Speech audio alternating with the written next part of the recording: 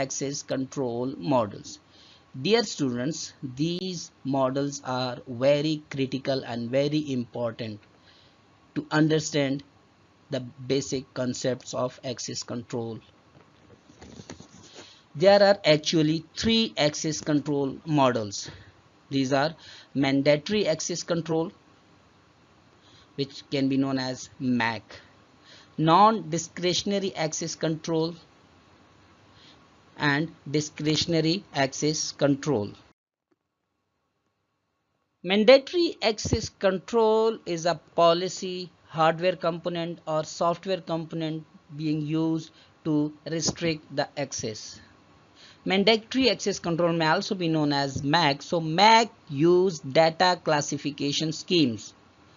They give users and data owners limited control over access to information resources.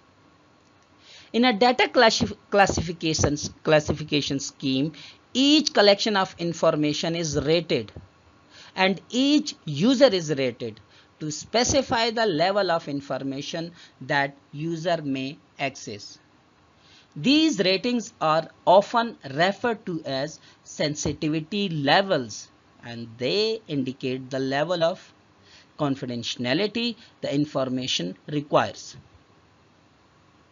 LaTeX-based access control is a variation of MAC in which users are assigned a matrix of authorizations for particular areas of access. The level of authorization may vary between levels. Depending on the classification authorizations individuals possesses for each group of information or resources. The LaTeX structure contains subjects and objects, and the boundaries associated with each pair are demarcated. LaTeX-based control specifies the level of access each subject has to each object. With this type of control, the column of attributes associated with a particular object is referred to as access control list, and the row of attributes associated with a particular subject is referred to as capability tables. And these both terms are discussed in our previous lecture, ACLs and capability tables. This slide will make mandatory access control clear to you all. As you can see in the slide, there are users on the left side of the diagram and resources at the right side of the diagram, and there is a write which is read in the middle of the diagram. Dear students, as you can see that we have a group of users and a group of resources, and the users and resources are divided into three levels. The first level is top secret, second one is secret, and the third level is classified. So the users which have the level of top secret can access the resources, have a rights of top secret, secret and classified. Server 1 is a top secret, so top secret users can access server 1. Server 2 has the rights of secrets, so the top secret users may access server 2, and server 3 which has the rights of classified. Here I want to clear you that in mandatory access control, the higher level users can access all level of resources from top to bottom. As you can see that there are group of users which have the rights of secrets, so they can access server 2 and server 3 only, because server 2 has a label of secret and server 3 has a label of classified. So both of these servers are accessed by user which has a label secret, and the next user has a label classified, so it is categorized in a category of classified. So he or she can only access a server 3 because server 3 is labeled with the classified. He or she cannot access server 2 and server 1 because they are labeled with the top secret and secret. So this is the mechanism how we can implement mandatory access control in our environment.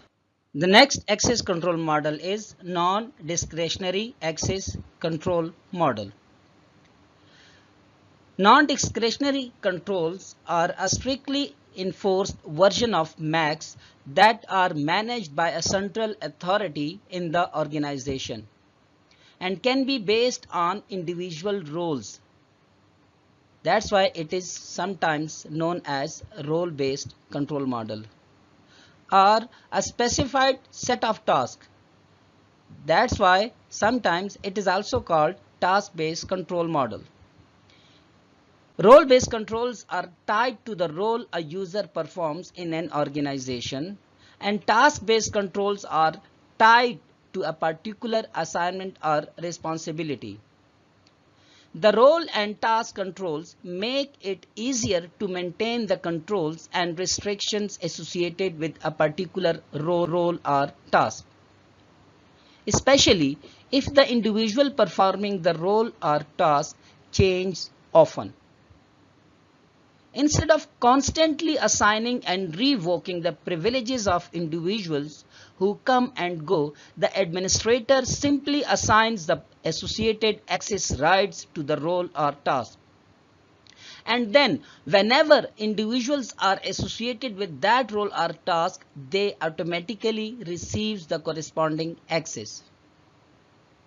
When their turns are over, they are removed from the role or task and access is revoked. To make non-discretionary access control model clear, let's have a look at an example. Dear students, as you can see in the table, there are two columns. Column at the left of the slide shows employee access rights, and column at the right also shows employee access rights. In column to the left side of the table, we can see that we have employees and resources.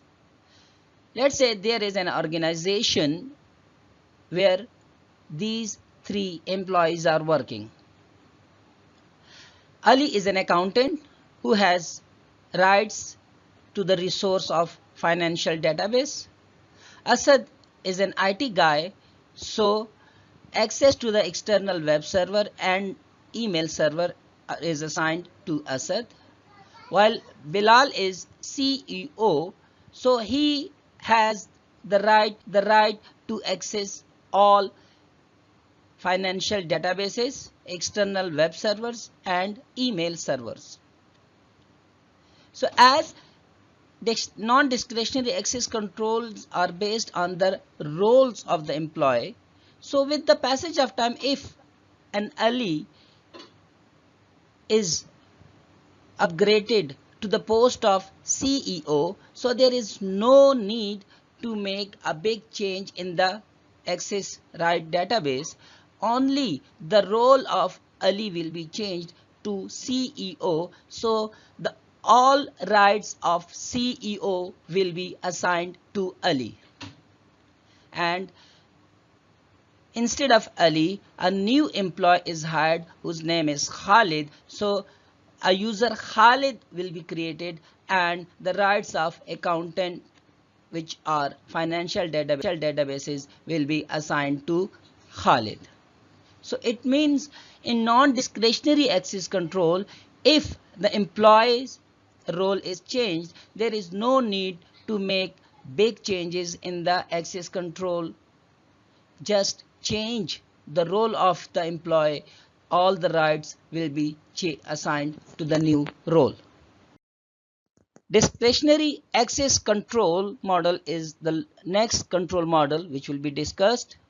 Dear students, discretionary access controls are implemented at the direction or option of the data user. The ability to share resources in a peer-to-peer configuration allows user to control and possibly provide access to information or resources at their disposal.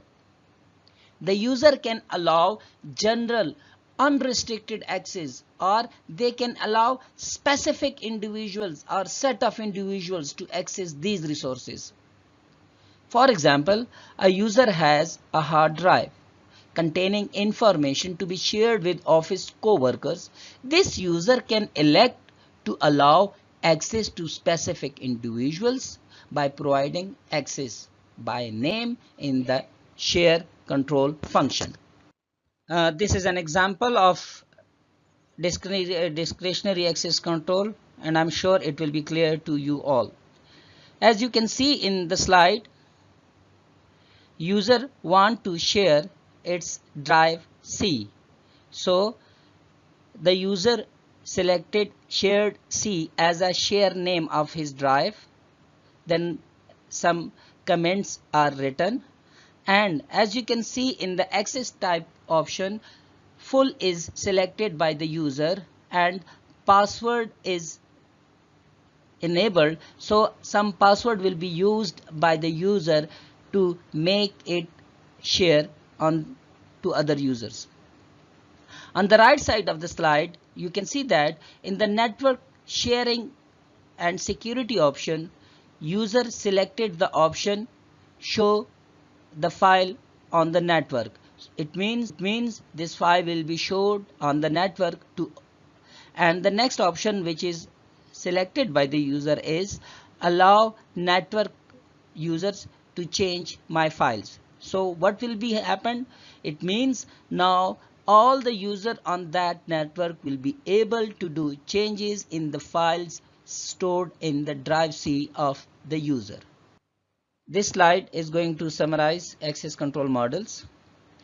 In mandatory access control model, end users cannot set control, and it is considered as an restriction in Mac. It is most restrictive model, therefore it is being used in most sensitive applications like military applications. Non-discretionary access control assigns permissions to particular roles and then users are assigned to roles. It is considered a more real-world approach which is mostly followed in most organizations. In discretionary access control, subject has total control over objects, and it is least restrictive model. That's why it is not being followed in most sensitive application or most businesses. Dear students, I have an assignment for you which you have to submit within the time. Your assignment is to discover 3 models which are based on mandatory access control and non-discretionary access control models. Bell-LaPadula model is the first model. I will give a brief description. It is used to ensure confidentiality. The second model is also used to implement Mac, and the name of that model is Biba model. Biba model is used to ensure integrity, while there is another model which is known as Clark-Wilson model. This model is used to implement non-discretionary access control, and the main aim of Clark-Wilson model is to ensure integrity. This was all about access control. I hope it would be clear to you all. If there's any question, put it on the KCMS.